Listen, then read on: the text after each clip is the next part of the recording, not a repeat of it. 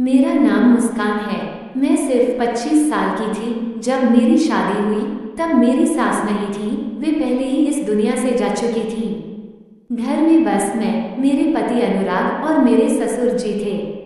लेकिन किस्मत को कुछ और ही मंजूर था। शादी के कुछ ही दिन बाद कैंसर ने अनुराग को मुझसे छीन लिया।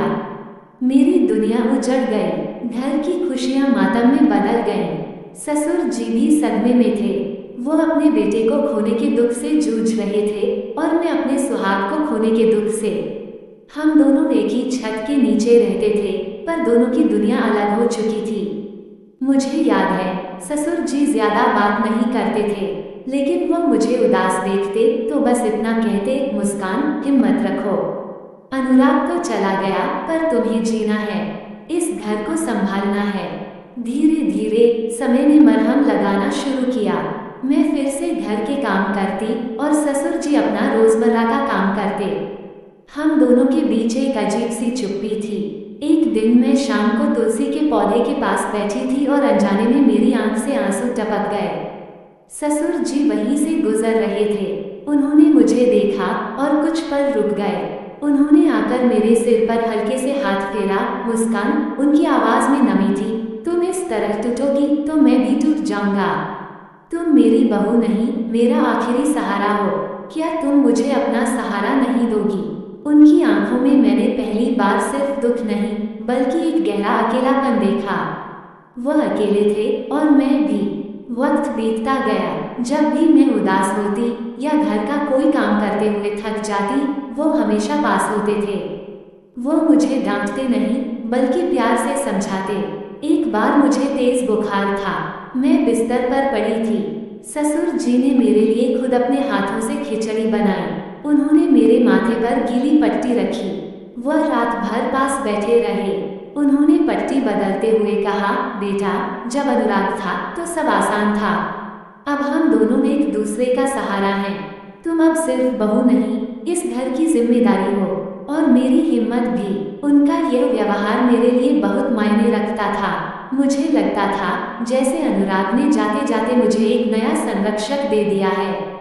हमारी रिश्ता अब सिर्फ ससुर और बहू का नहीं रहा था। ये दो अकेले लोगों का बंधन था, जो एक दूसरे को जीने की नई वजह दे रहे थे।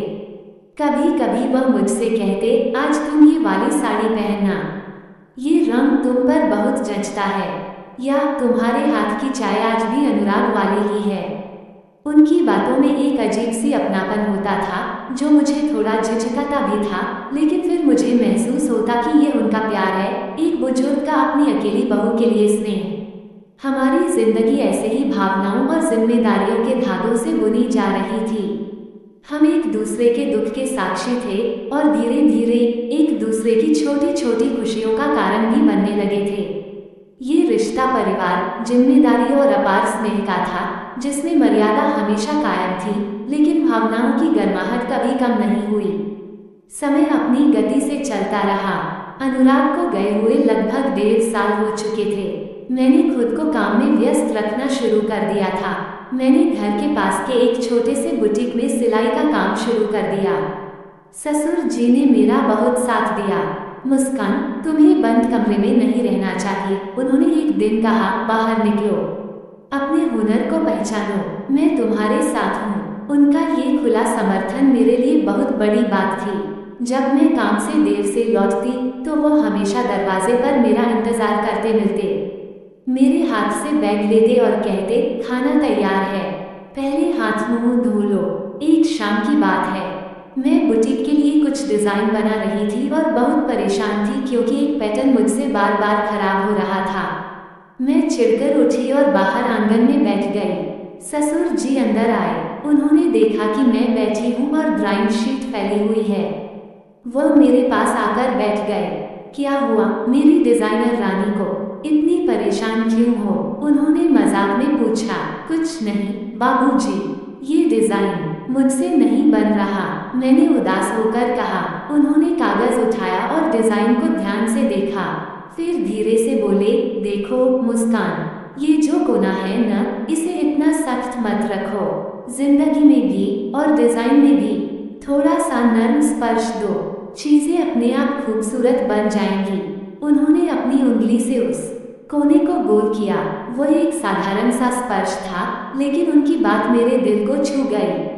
आप ठीक कहते हैं बाबूजी, मैंने मुस्कुराते हुए कहा।